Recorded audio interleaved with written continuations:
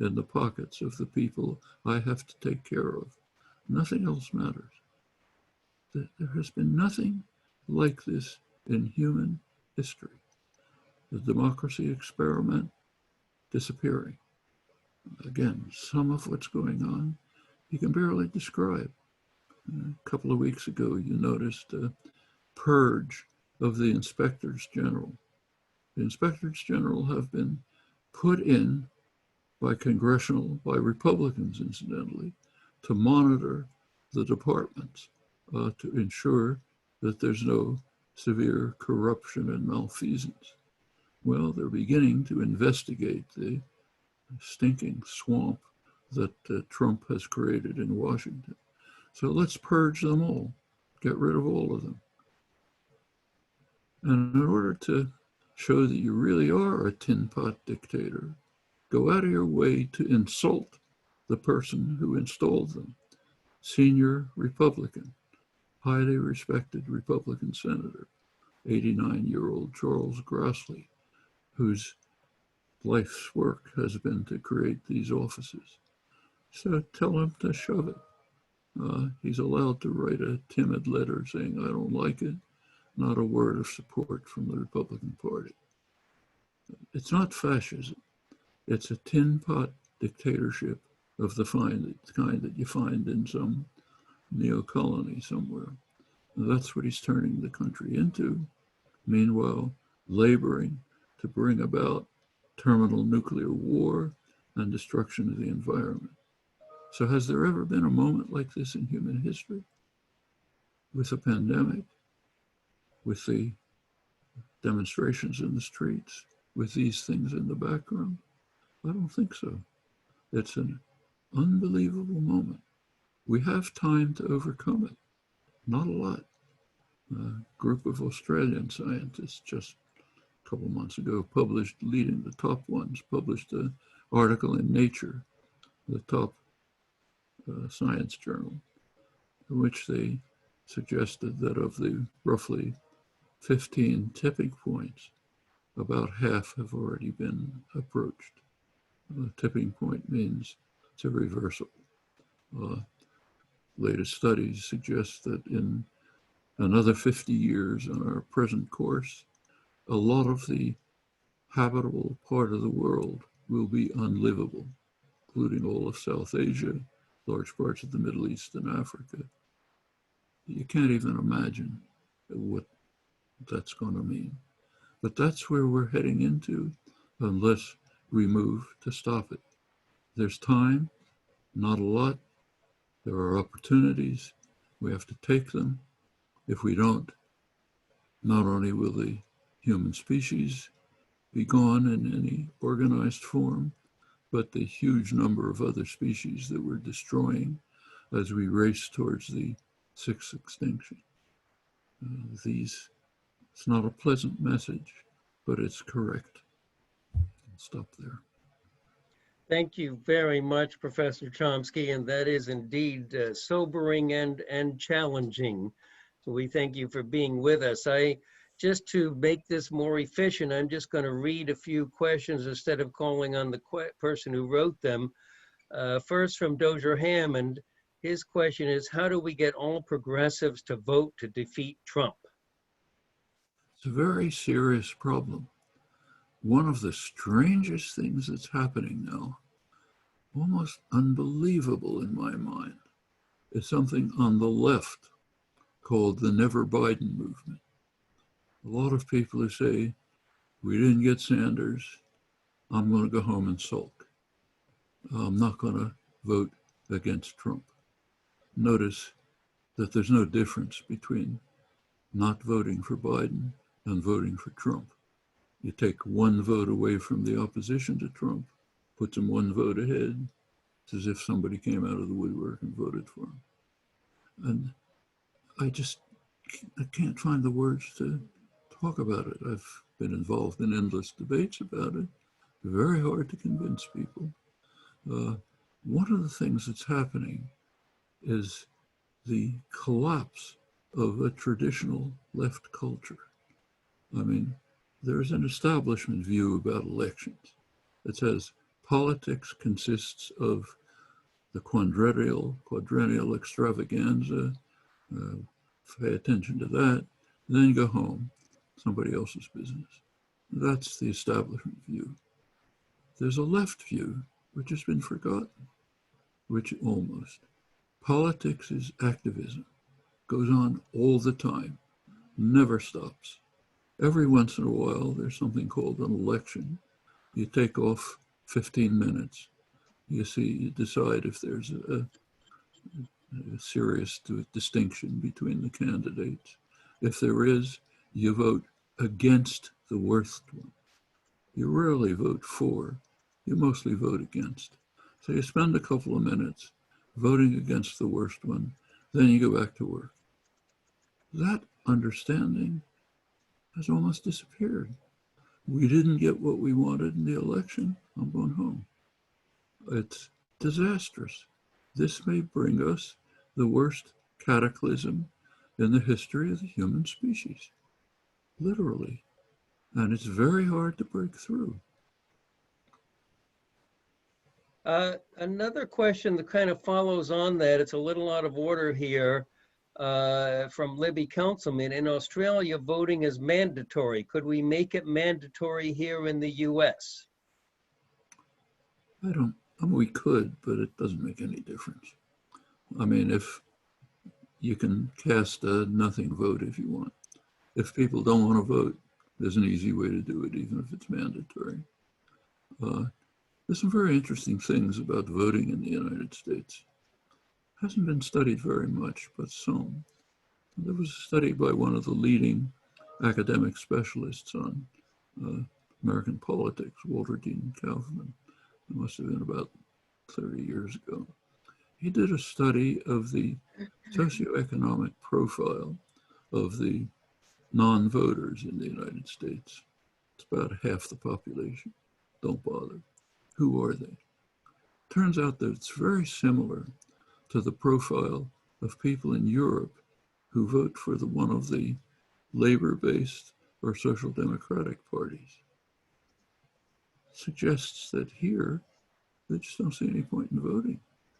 Why should they vote for one or another party that's going to work against them?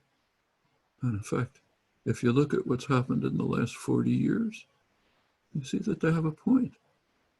We've had 40 years of the neoliberal assault. What has it led to? Real wages have stagnated or declined. They used to trace productivity growth. They don't. Productivity still goes up, not as fast as before. Wages stay down. Who gets the money? The very wealthy. There's been an enormous concentration of wealth. By now we have a society where 0.1%, not 1%, 0.1% of the population have 20% of the wealth, and more than half the population barely gets by from paycheck to paycheck. That's if you have a job. There's also developed a precarious workforce where if the boss calls, you go, otherwise you're out of luck. We have I don't have to tell you because you all know, but we have a health system which is an international scandal. It's privatized for profit, twice the costs of other countries, some of the worst outcomes. Actually, it's not usually recognized, but we do have universal health care. It's called emergency rooms. If you can drag yourself to an emergency room, by law, they'll take care of you. It's the cruelest, most savage, most expensive form of universal health care that exists. Furthermore, during the neoliberal period, it's been made much worse because it has to be run on a business model. Remember Thatcher and Reagan? Everything has to be run on business models. Business models means no spare capacity. If you're building a car, you don't want to have a little extra on the assembly line. That wastes resources. So if you're running a private hospital, getting paid huge a salary, millions of dollars, huge stock options, uh, making a huge amount of money. You don't want to have an extra bed because that wastes resources. So if anything goes wrong, catastrophe. No extra diagnostic capacity, nothing. That's the business model. Uh, then came what I described, the Trump wrecking ball, cutting back every year on what exists. Uh, it's very interesting to watch the critique of Sanders's programs, the critique from the left liberal extreme of the mainstream. So the most progressive columnists, what do they say about Sanders? They say, really good policies, I like them, but the American people aren't ready for them. That is an indictment of American society that is almost indescribable. What are his policies? Two main policies: universal health care. Can you think of another country that has universal health care? In fact, can you think of one that doesn't? Free higher education. Just about every other country. The poor countries like Mexico, right to the south, rich countries like Germany, countries that are at the top of educational achievement like Finland, it's free. In fact, the United States, when it was a much poorer country, it was basically free. In the 1950s, we had the GI Bill of Rights. It gave free higher education and living support to huge numbers of people who had never been able to go to college. It was a great boon to them, to the general society, improved it enormously. It had flaws. It was racist, didn't go to blacks. It was sexist, didn't go to women, but it was very successful. We were a poor country, much poorer country then. We can't have free higher education. These are the two major planks in his program. The fact that those are considered out of reach tells you how far the neoliberal plague has destroyed the country. We can't even think of being like other countries, like being what we once were. I mean, there's quite a lot of this. Tens of trillions of dollars are stolen from Americans by stock buybacks and tax havens. Go back before Reagan. They were illegal, and the law was enforced. Reagan opened the spigots. You got to have everything free for capital. Can't put any constraints on. They want to rob the population of tens of trillions of dollars? Fine. That's freedom. And then, of course, they come running to the nanny state to be bailed out by the public every time they crash the economy, just the way they're doing right now before our noses. Okay? This time they didn't crash the economy. It crashed, but they want to be bailed out because they wasted their money on stock buybacks during the period when money was flowing into their pockets. Well, that's what we have wrought for 40 years. It's not that there weren't problems before, there were very serious ones, but it's been turned into a disaster by policy. Policy is not graven in stone. It can be changed. And that's the issue before us right now. Thanks again, Professor Chomsky. I want to just group a couple questions from about young people in their role. One question is, do you have any faith in the young activists who are organizing for the climate and now improved race relations? And then a young activist who's with us actually asks a question about tear gas, saying that it's banned in warfare. Maybe it should be banned here in the United States domestically. Let me take this. With regard to the first question, yes, I think what's happened is quite exciting. Extinction Rebellion, the climate strikes, Sunrise Movement. What Sunrise Movement achieved is remarkable. A group of young activists, finally, all sorts of activities, finally occupied congressional offices, Nancy Pelosi's, got some support from the young congressional representatives who swept in on the Sanders wave, Alexandria Ocasio-Cortez, others. They managed to put the Green New Deal on the center of the legislative agenda. Some form of Green New Deal is absolutely essential for survival. You can argue about the details, but some form of it. There are many significant proposals. That was way out at the margins before. Now it's at the center. In fact, the activism of young people has shifted the Democratic Party farther to the left than it's been since FDR, Franklin Delano Roosevelt. You take a look at Biden's program, way to the left of any prior Democratic candidate. That didn't come from the DNC. That came from the force of activism of mostly young people. So there's plenty of hope. You see it in the streets. You see it in the actions of the last months. Let's go to tear gas. There is a chemical weapons treaty. It bans tear gas in combat and other similar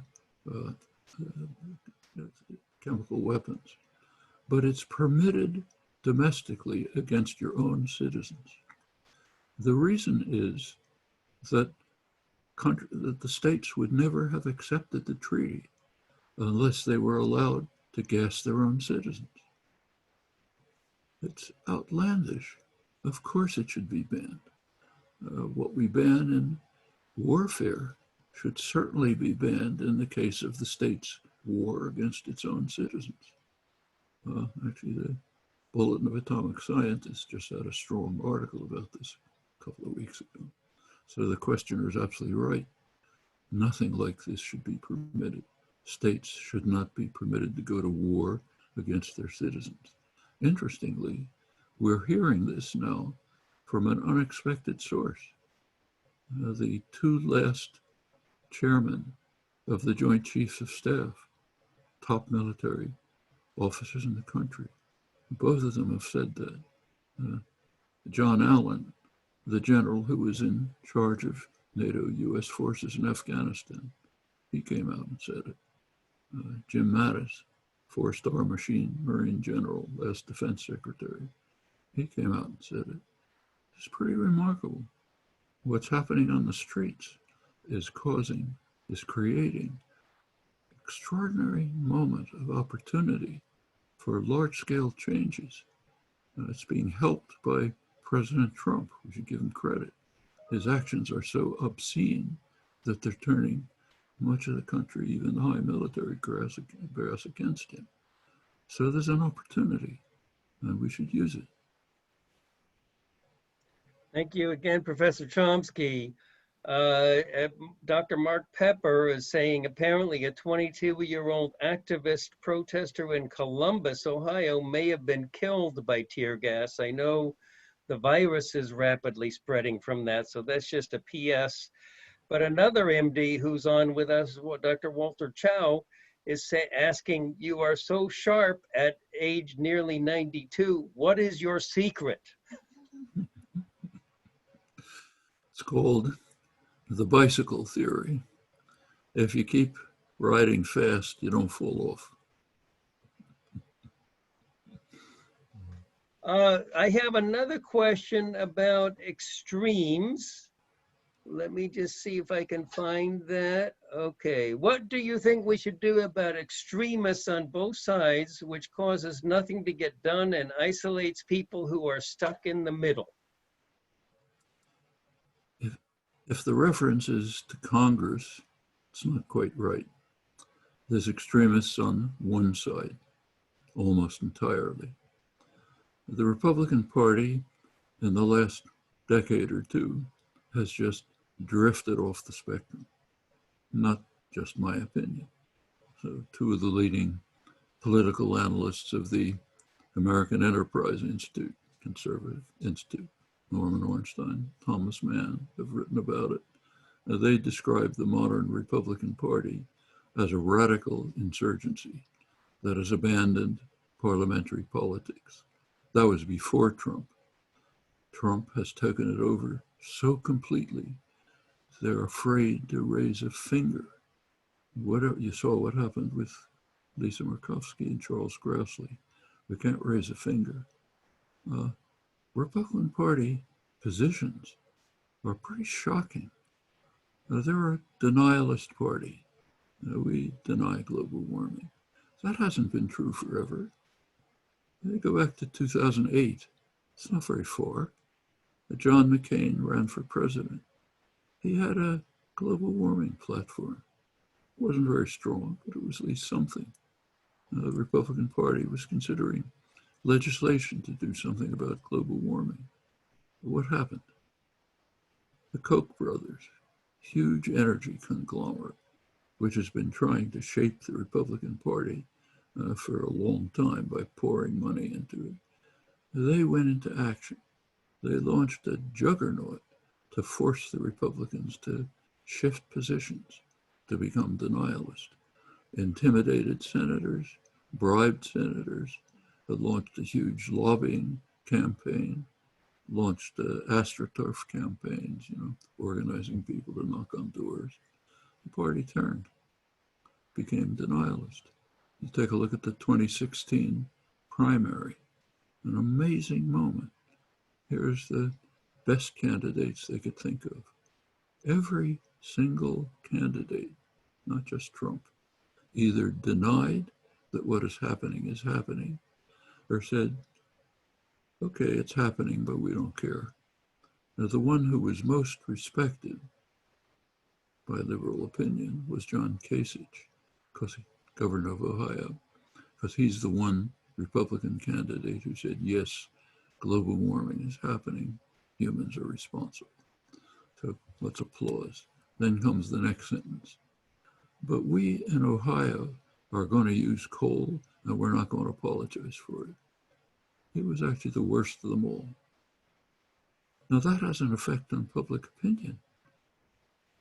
You look at polls, about 25% of Republicans think that global warming is an urgent problem. About 25% think humans are responsible for it. They're just off in some other universe. You can't find this elsewhere in the world, except, and this is, you can find the words to describe it. I can't. I mean, if there's ever any future historians, there may not be, and they look back at this moment, they won't believe what's happening. Whether it's the never Bidenists on the left or the denialists on the right. In fact, let's think of something else that's astonishing. There's enormous discussion now about the election. If you look at it, two things are missing. Discussion of Trump's climate policies and discussion of his policies on nuclear war. Almost nothing. Almost nothing. The two worst, most severe problems that have ever arisen in human history, both of them leading us close to catastrophe, not discussed. What does this mean? What is this telling us about ourselves? Yes, Ed Aguilar is asking about if he's the head of our Pennsylvania chapter, by the way, and he's saying, is there any chance that some of these so-called moderate Republicans would become independents, abandon the Republican Party, and help tip the Senate to a more sensible position? Well, there's a little bit. Some have pulled out, like Jeff Flake. Mitt Romney is occasionally standing up for something. Try to find somebody else. It's very hard. It's astonishing.